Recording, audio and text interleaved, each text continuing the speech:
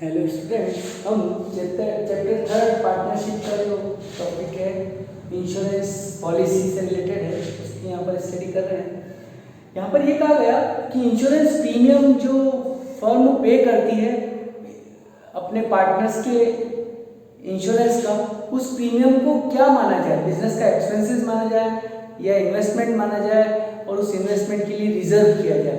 तीन तरीके से इस चीज़ को ट्रीटमेंट किया गया है। फर्स्ट कंडीशन में ये कहा गया कि जो प्रीमियम पे की जाती है फर्म के द्वारा अपने पार्टनर्स की इंश्योरेंस पॉलिसी के लिए, वो प्रीमियम जो है बिजनेस का एक्सपेंसेस मान लिया जाता है। एक्सपेंसेस मान लिया जाता है तो उस पैसे को हम हर साल प्रॉफिट एंड लॉस अकाउंट में ट्रांसफर कर देते हैं। फर्स्ट जो मेथड बताया गया, when premium treated as trade expenses, trade expenses मानना है तो प्रीमियम आपको इसका न्यूमेरिकल क्वेश्चन नंबर 13 दिया हुआ है आपकी बुक में, उसको मैंने यहाँ पर सॉल्व किया करने का प्रयास किया है, उसी क्वेश्चन को समझाने की कोशिश की है। तो उसमें कहा गया कि तीन पार्टनर हैं और तीनों पार्टनर अपना प्रॉफिट शेयरिंग रेशियो 2:1 का है। ABC पार्टनर है, उनकी प्रॉफिट शेयरिंग रेशियो 2:1 है और उनकी एक जॉइंट लाइफ पॉलिसी ले रखी है 80,000 की, जिसकी प्रीमियम 6,000 एनुअली फर्म द्वारा 1 अप्रैल 12 से पे की जा रही है। तो यहाँ पर इसको पहले मेथड में कहा कि इसको ट्रेड एक्सपेंसेस माना जाए।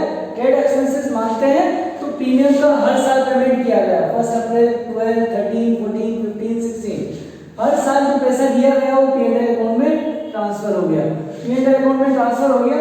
इस तरीके से फिर जब इस पॉलिसी में जब पेमेंट मिलता है, जब पार्टनर की डेथ हो जाती है 1 जून 2016 को सी की डेथ हो गई, तो यहाँ पर पॉलिसी अकाउंट खुलेगा, जॉइंट लाइफ पॉलिसी अकाउंट। वहाँ पर इंश्योरेंस कंपनी से हमें 80,000 मिल रहे हैं, 80,000 बाय इंश्योरेंस कंपनी आएगा और ABC उनके प्रॉफिट शेयरिंग रेशियो में हम इसको बांट देते हैं 2:1 जो प्रॉफिट शेयरिंग रेशियो दिया हुआ है।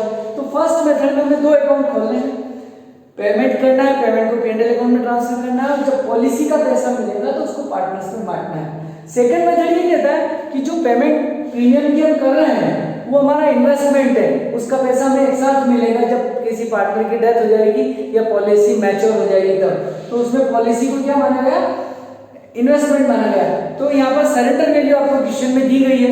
फर्स्ट ईयर में सरेंडर वैल्यू 0 है, सेकंड ईयर में 2,000 है, थर्ड ईयर में 4,000 है, फोर्थ ईयर में 4,000 है और लास्ट ईयर उसकी 5 साल में डेथ हो जाती है पार्टनर की।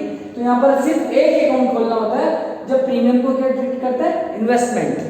इन्वेस्टमेंट ट्रीट करने पर पहले साल में हमने पेमेंट किया 6,000, सारा का सारा लॉस क्योंकि इंश्योरेंस कंपनी हमें कोई पैसा नहीं दे रही।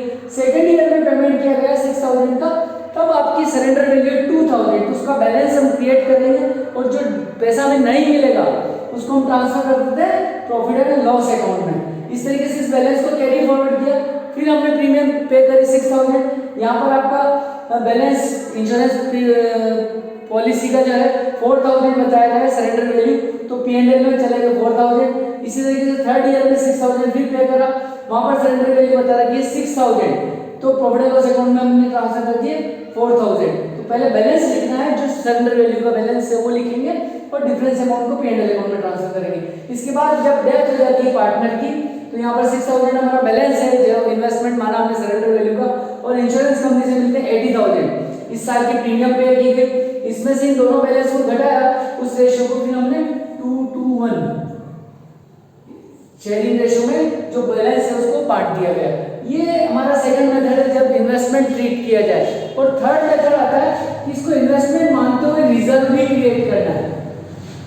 रिजर्व क्रिएट करते हैं तो यहाँ पर आपका जॉइंट लाइफ पॉलिसी अकाउंट वैसे ही बनेगा जैसे इन्वेस्टमेंट में बनाया, मगर ध्यान क्या रखना है, जहां जहां P&L लिखा वहां पर पैसा कहां से आएगा, पॉलिसी रिजर्व अकाउंट से। यहाँ पे नाम ट्रांसफर हो जाएगा, प्रॉफिट एंड लॉस की जगह क्या लिखेंगे, joint life policy reserve account, ये लिखना है आपको। फर्स्ट यहाँ पर जहां जहां से P&L का पैसा आया उसको अपन रिजर्व अकाउंट में ट्रांसफर करेंगे, रिजर्व अकाउंट से पैसा लेंगे।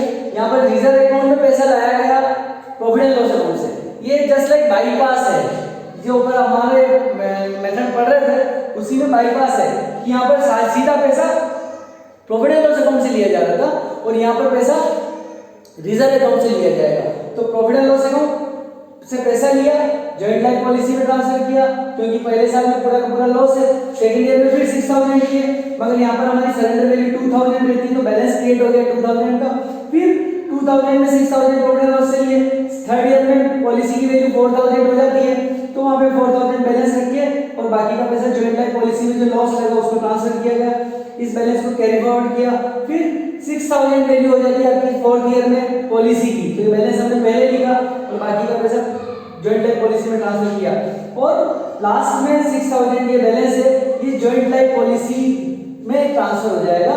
यहाँ पर आपका जो जॉइंट लाइफ पॉलिसी अकाउंट 4 साल का तो ऐसे कैसे बनेगा, जब डेथ हो जाती है तब इस तरीके से हमें बनाना है। Balance to balance BT as it is आएगा, टू बैंक का पेमेंट किया वो एज इट इज आएगा, इंश्योरेंस कंपनी से 80,000 रिसीव किए वो आएंगे। यहाँ पर आपका जॉइंट लाइफ पॉलिसी से जो बैलेंस ट्रांसफर किया गया वो लिखना है, ये 80 प्लस 6000 हो जाएंगे, तो हम जो अमाउंट है वो तीनों पार्टनर में 2:1 के रेशियो में बांटेंगे। ये लास्ट ईयर वाले में आपको policy joint life policy account है उसमें क्या करेक्शन करना है वो ध्यान रखिएगा। यहाँ पर पैसा रिजर्व से ट्रांसफर होगा, ये फंड जो है हम यहाँ पर ट्रांसफर कर रहे हैं और टोटल फंड हो गया 86,000, उसमें से 12 को रिड्यूस करके बाकी का पैसा सभी पार्टनर में उनके प्रॉफिट शेयरिंग रेशियो में बांटना है। तो ये 3 तरीके से पॉलिसी अकाउंट का ट्रीटमेंट किया जाता है, जो प्रीमियम पे करते हैं उसके बारे में ट्रीटमेंट किया जाता है। तो मैंने आपको समझाने का प्रयास किया है, यदि समझ आया तो लाइक कीजिए, शेयर कीजिए, सब्सक्राइब कीजिए। Thank you.